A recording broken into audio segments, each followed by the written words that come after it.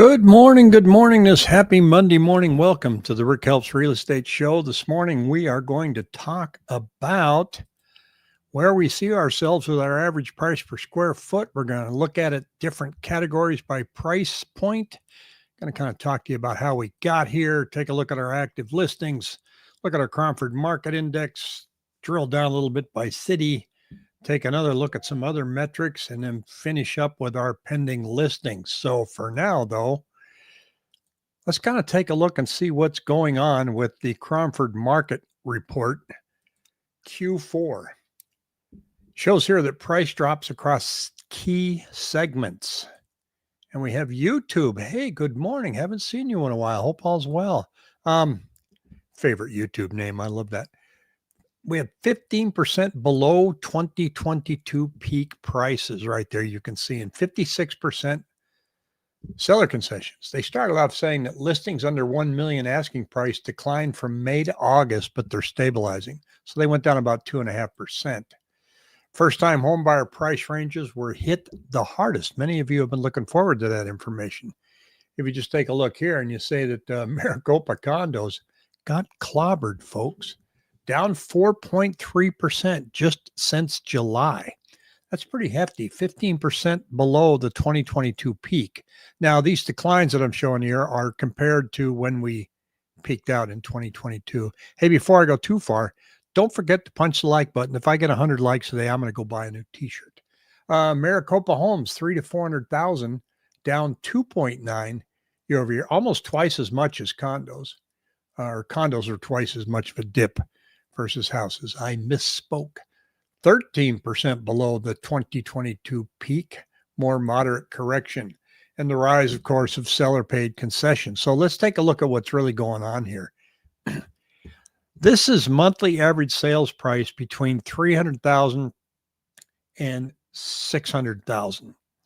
And you can see the hit coming from 2022 going down here. Now, we had a little slight uptick here, but why haven't we seen this when we look at overall Phoenix prices? Well, here's why. I'm going to roll up and show you on this chart here where we include all the price ranges, and you'll find it's not that dramatic. And the reason is because the luxury market is performing quite well. So the average price per square foot is not taking this big hit.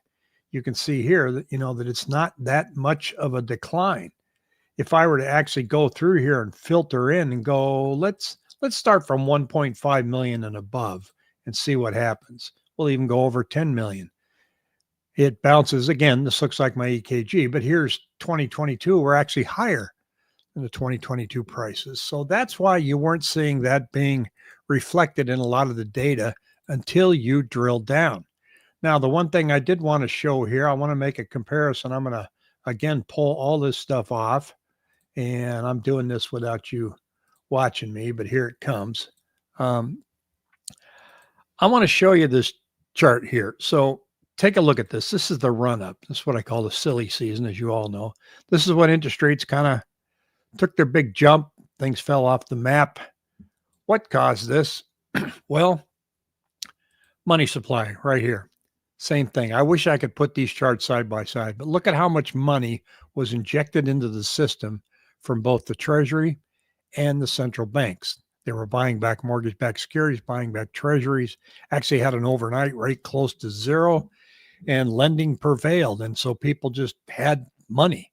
And with money, you end up with too much money chasing too few goods, went up with inflation and hit real estate hard. Now, they're trying to unwind. They're trying to pull back, trying to do some quantitative tightening. Now they're going to start loosening up a little bit. Not as much as what some people would like, although I really don't want to see them do a whole bunch. I just don't want real estate reignited again. So, but you can see that the money supply is not quite shrinking. It's kind of still going up a little bit, not to the degree that it did here. I mean, if you just wanted to say, well, what's money supply do normally? Maybe we should be right about here, but we're not. So that's kind of the big flying above 30,000 square foot level. Here's our active listings. They've gone up, but they're going to go up seasonally, and they're going to start coming down around right before Thanksgiving. They do every year. Nothing alarming about it. There's nothing significant about the listings going up now as we look at. I mean, if I look at my 7-day moving average, these gold numbers here are the number of new listings coming on, but I can't help but point out every week that the contracts have not moved. Look at this black line. They, outside of holidays, we're sitting at, what are we at today here? Where new contracts are 2,617. Been stuck there forever and ever, and it looks like we're going to kind of stay there still. No reason for it. The government shutdown is not helping. There's some people with certain loans and certain insurance that they need, not getting any relief there. Here's the Cromford Market Index. Started to kind of climb up in July. That's when you heard people go, okay, looks like things are picking up. We're expecting some more rate cuts. Lo and behold, inventory started increasing. That pulls down the Cromford Market Index. And we're seeing it here. This is a measurement between supply and demand. And if you got my newsletter this morning, you saw this in detail. If you didn't get my newsletter this morning, it's because you didn't sign up. The link is down below. It comes out every morning at 7 o'clock. Fountain Hills went down a little bit, but these are kind of the performers right here, which when I say performers, I mean considered a seller's market. Anything above 100, 110. Chandler, Scottsdale, Paradise Valley, and of course, Fountain Hills. That means that their supply is not exceeding demand by much. That's happening down here. Buckeye, Maricopa, just getting slaughtered because of the amount of new construction down there. And if you're shopping for a home, those are two markets there that are quite active. In fact, we're starting to get emails now from builders, that their year end is November 31st, and they are cleaning house. They're getting rid of their spec homes that you wouldn't, they're throwing everything at you and the kitchen sink. So if you want any more details on that, let me know. We'll share with you what I'm seeing. They're offering more incentives, aggressive rate buy downs. They want to get most of their existing inventory as much as they can off the books before the end of November, which means they're slapping things at you now. We're seeing that a lot. Ask any agent, hey, have you heard from a builder this week? They'll roll their eyes at you. Here we are looking at price per square foot, annual appreciation. That doesn't look bad, right? Up 1.6. But like I showed earlier, we're comparing our appreciation to 2022 in anything between 300 and 600,000. That's where the big hit came. So when you look at a chart like this is everybody. This includes the luxury market and the what we'll call entry level. Not the 600,000 entry level, but you know what I mean. So it's not a number that goes, holy cow, this is just this year. So we already took that big dip starting in 2022. And then we can look here at the Cromford Market Index again as well. It's in the red. The demand is in the red. The supply is normal. And the inventory levels that we see are kind of about averaged or balanced days inventory. We can look at active listings. We just showed you that they are going up. That's why you're seeing a dip in the Cromford Index. Under contract, not very aggressive, but just kind of muddling along, staying on the bottom. Expired listings. This is up, down, up, down. It always goes up at the first of the month. So we'll see what happens. Next week, is it? Or we got a week and a half. Yeah, so we got about a week and a half and see if they spike up again to about 900. And then how many of them come back on market? I don't think so. I think the expired listings that we see are not going to say, well, let's give it a shot over Thanksgiving. Canceled listings, kind of the same thing. They had a run up. And it's not alarming, but there's certainly more. List price per square foot coming up. Why? Again, luxury market digging out of the summertime. Closed listings, kind of muddy. Sales per year, a little bit up. Green, annual change, 6.9. Again, not in that 300, 600,000 range. The days on market are still climbing. Then we took a little bit of a dip, 86 to 85 one day. Big deal. And the success rate, 69.3, 69.2. That is, folks, an average. We tend to see the average. Now, last week, I made a bold prediction that pending listings would go up this week.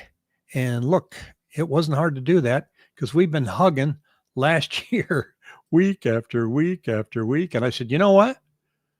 we're going to go up this week. Well, duh. And you know what? We're going to go up a little bit next week. And then guess what? We're going to go down. I don't know why we're sticking so close to 2024. And we got a government shutdown right now. We got interest rates kind of moving down.